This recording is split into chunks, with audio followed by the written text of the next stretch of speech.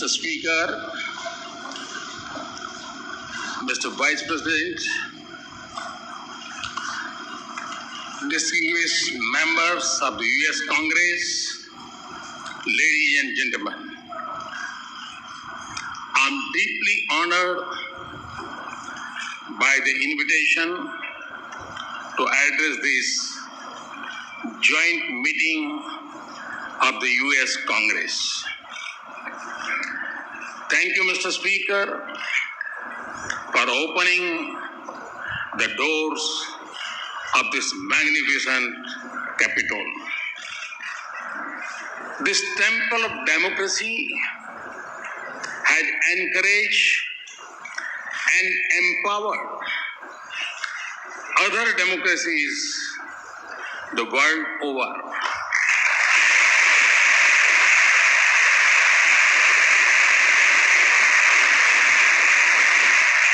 It manifests the spirit of this great nation, which is, in Abraham Lincoln's words, was conceived in liberty and dedicated to the proposition that all men are created equal.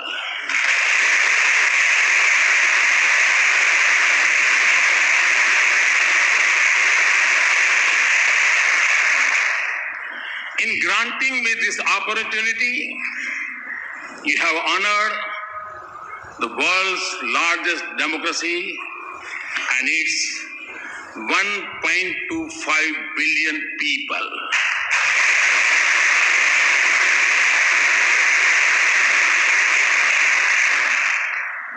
As a representative of the world's largest democracy, it is indeed a privilege to speak to the leaders of its oldest.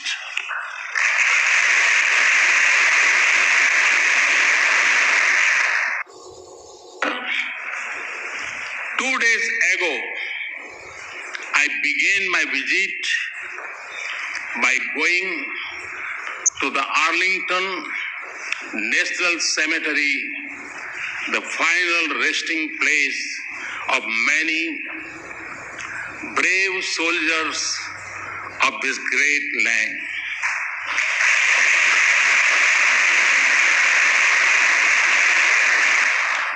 I honored their courage and sacrifice for the ideals of freedom and democracy.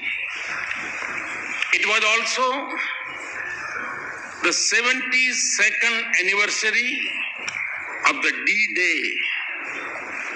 On that day, thousands from this great country fought to protect the torch of liberty.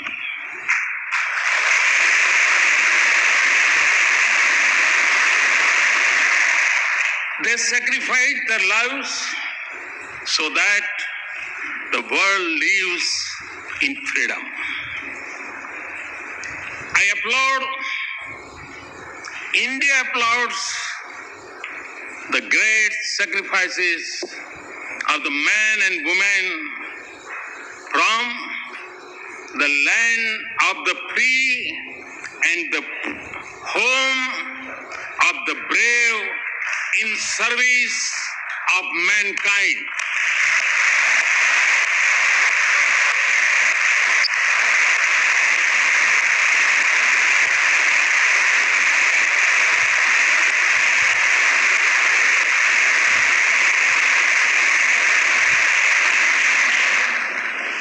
India knows what this means because our soldiers have fallen in distant battlefields for the same ideals. That is why the threads of freedom and liberty from a strong bond between our two democracies. Mr. Speaker, our nations may have been shaped by diverse histories, cultures, and faiths. Yet, our belief in democracy for our nations and liberty for our countrymen is common. The idea that all citizens are created equal is a central pillar of the American Constitution.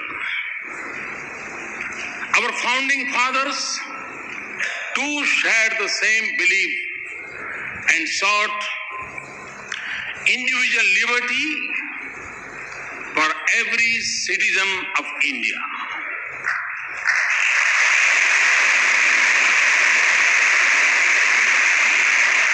There were many who doubted India when, as a newly independent nation, we repose democracy.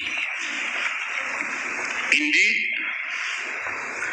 wagers were made on our future, but the people of India did not waver. Our founders created a modern nation with freedom, democracy, and equality at the essence of its soul. And in doing so, they assure that we continue to celebrate our age-old diversity. Today, across its individuals and institutions, in its villages and cities, in its streets and states, are anchored in equal respect for all faiths and in the melody of hundreds of its languages and dialects. India lives as one. India grows as one. India celebrates as one.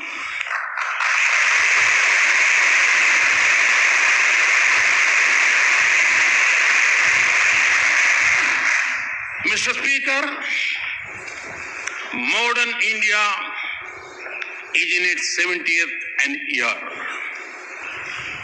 For my government, the Constitution is its real holy book. And in that holy book, freedom of faith, speech, and franchise, and equality of all citizens, regardless of background, are enshrined as fundamental rights.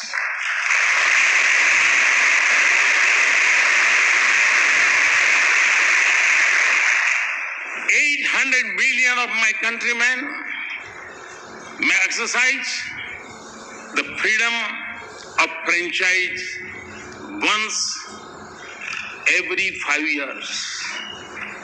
But all the 1.25 billion of our citizens have freedom from fear, a freedom they exercise every moment of their lives.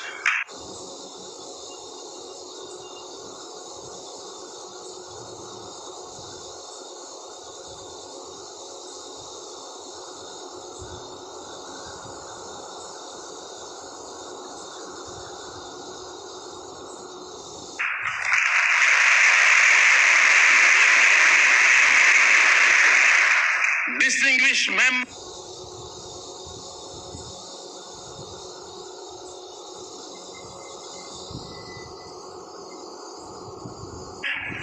between our two democracies had been visible in the manner in which our thinkers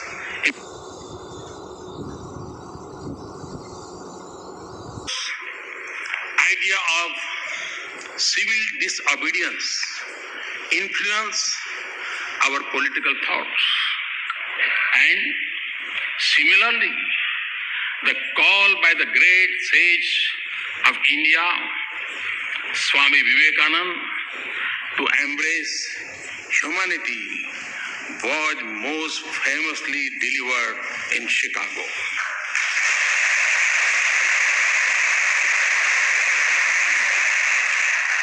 Gandhi's non-violence inspired the heroism of Martin Luther King.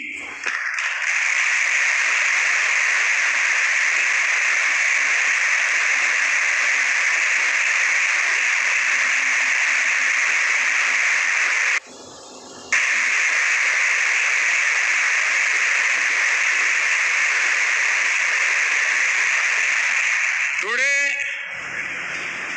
a mere distance of 3 miles separates the Martin Luther King Memorial at Tidal Basin from the statue of Gandhi.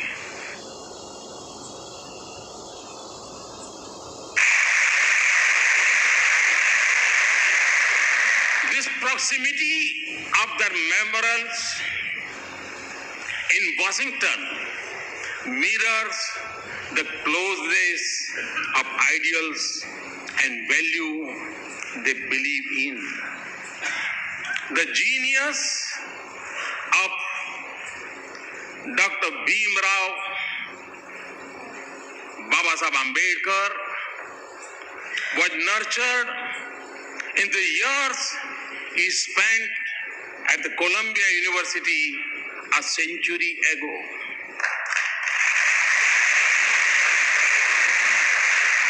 The impact of US Constitution on him was reflected in his drafting of the Indian Constitution some 3 decades later.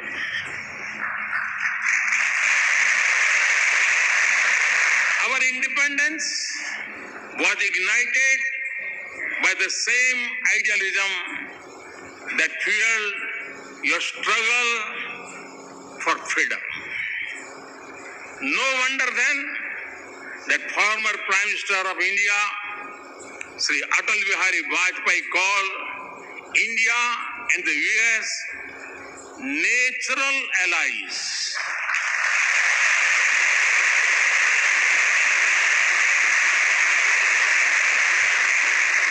No wonder that the shared ideals and common philosophy of freedom shape the bedrock of our ties. No wonder then that President Obama had called our ties the defining partnership of the 21st century.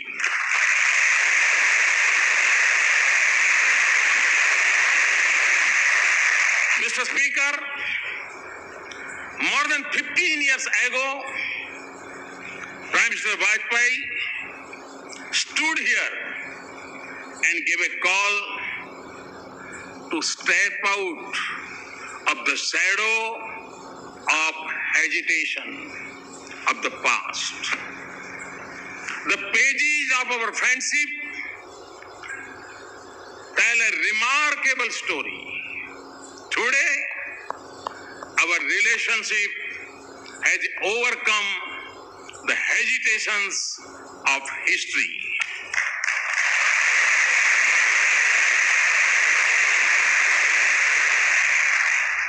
Comfort, candor, and convergence define our conversations. Through the cycle of elections and transitions of administration, the intensity of our engagements